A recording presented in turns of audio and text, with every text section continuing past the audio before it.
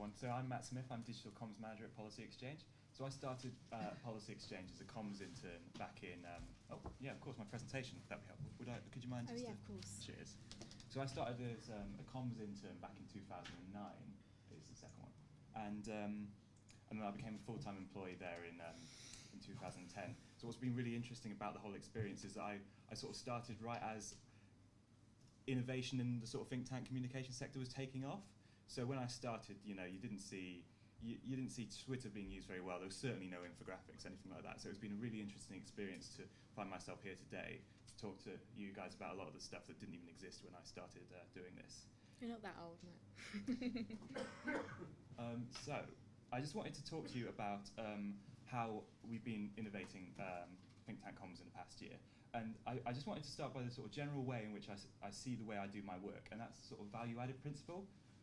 For me, it's not just about being the guy who does the digital things, it's about how I can take this piece of work to the next level using whatever tools and skills I have at my disposal, and presumably some ones I have yet to have at my disposal. And or I apply that to the sort of company as a whole and think about ways that I can improve, what's missing at the company or what's not getting the attention it deserves and how I can improve that area. So with that principle in mind, I'm going to just talk about 3 ways I've tried to apply the value-added principle to work at Policy Exchange. So that's going to be infographics, Storify, and photography. So infographics and data visualization. So I'm not going to go into detail on how these things are made, but please do talk to me about it if you want to afterwards, because I could talk about these sorts of things all day. I'm going to talk about some sort of off-the-page stuff that's just as important as what you're actually putting on there. So the first one is timing. So the political day in Westminster starts about 6 a.m. when the Today programme comes on. And so the 6 to 9 period in the morning is when the agenda is being really still being set. And that's the sort of time you want to front load everything you're doing, so you make sure that you are part of that agenda. And then similarly, sort of special events, so like the budget, obviously, events like that, but also stuff that's on TV. So this infographic here I actually had done a long time before it actually became famous, so to speak. And what it is, it's welfare spending categorised, and I pushed it out there on while Benefit Street was on TV and while everyone was discussing it, and it took off from there and it got about 200 retweets. So timing is probably one of the most important factors in what you're going to do when you're tweeting. Then there's targeting as well. So you can get really good results by pushing your tweets at the right people. Don't just sort of release them onto the world. Take the time to find some key people and send them directly to them. So I've chosen Ed Conway here on our pensions infographic, and he's very kindly retweeted it.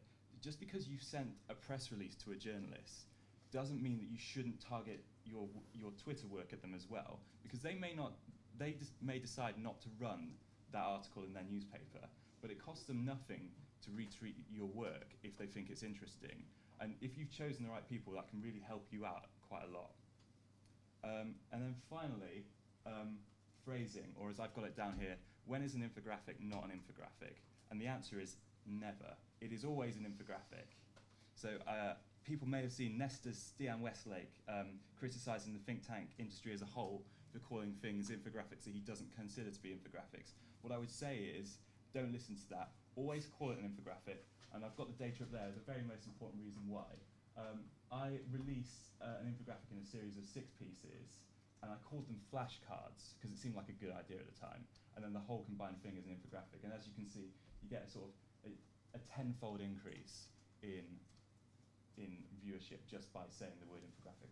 Obviously, there's a lot of things going on there, sorry, so it's not just by calling it infographic, but I think saying the word infographic is really key to doing this. I think it grabs people's attention. So I'm going to move on to Storify. I think Storify is a really, really good tool. So think tank websites are really good at displaying and presenting what they think and what they know, but they're not very good at showing what they've achieved, and Storify is a really good tool for this.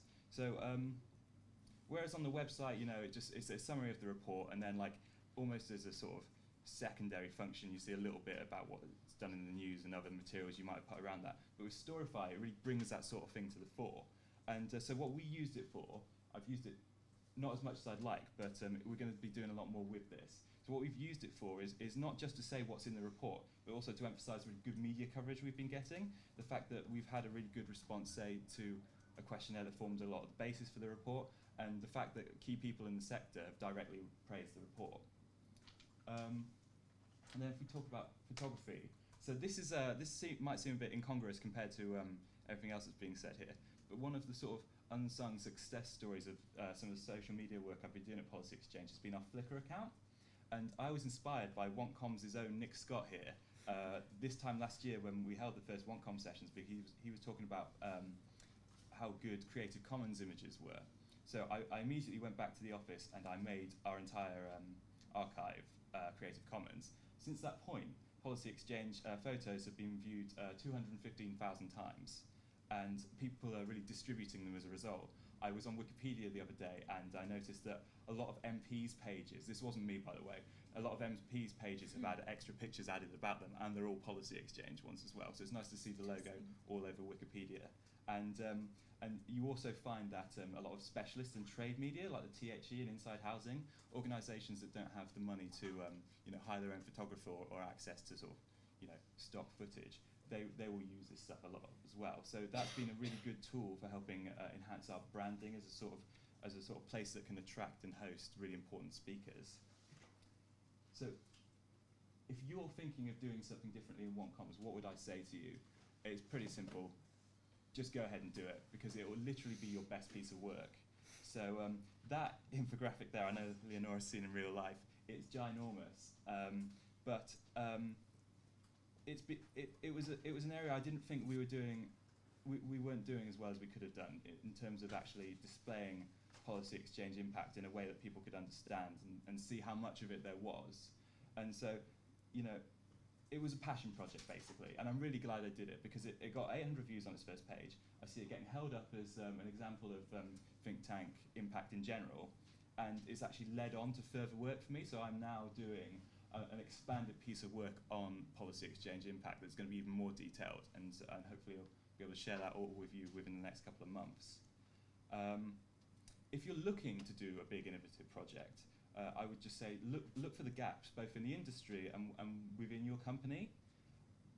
See what's missing, basically. That's why that exists at all.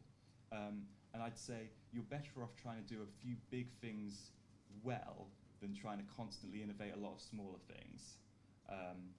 And also, it doesn't have to come from you. You should talk to your staff and talk to your colleagues and see if someone's sitting on a problem that they've not been able to deal with for a while. Maybe that's something you could focus on instead. The challenges I've faced, I keep thinking about this, and it really comes back to time. I just don't have the time to do as much as I want to. I've got a supportive team, but my eyes are bigger than my stomach, and there's only so much time in the day to do stuff. And I think actually, as I think Natalie said, it's really important to let people know that this sort of stuff does take way more time than you think it does. So if you are coming away from this today, hopefully thinking you want to do some really interesting new stuff, just bear in mind that it is going to eat into your time. You are going to have to dedicate a decent amount of time to it. And then I just wanted to say a couple of developments in think tank comms this year that I think have been really interesting. So one of them is BuzzFeed, the rise of BuzzFeed and the BuzzFeedification of storytelling. That's a wonderful tweet right there. Basically, I think that one of the most important developments in the past year has been the BuzzFeedification of storytelling. Basically, I think the most important lesson from BuzzFeed is that it's taught us the best way to structure and advertise a piece of writing to get people interested in, which I think is especially important now that Twitter is so dominant in the way we push our work. So as you can see there, it's become widespread. Even the Guardian's doing it now in their hard copy format. So 5 charts that show X, 10 reasons why you should Y. It's attention grabbing. It lets you know what you're in for, and it lets you know that what you're in for is some really accessible, concise information. And then finally, this is especially interesting to me because I adore infographics, and it's basically what I'd like to spend most of my time doing if I could, is the fact that now infographics can form the basis of work rather than sort of just being illustrative and accompanying it. So I hope everyone's seen this at some point, because it came out relatively recently. It's a fantastic infographic. I got it from The Atlantic, but it's been running lots of places, and it's an infographic basically showing international migration, basically. And what interested me most about it was basically that it wasn't something that came from the middle of a report, and it wasn't like the executive summary of the report. It was just some information people put together and put out there as is, and then that formed the basis for articles. People didn't write articles and then say, we need something to illustrate this. They saw a really good illustration like this, and then they wrote an article off the back of it.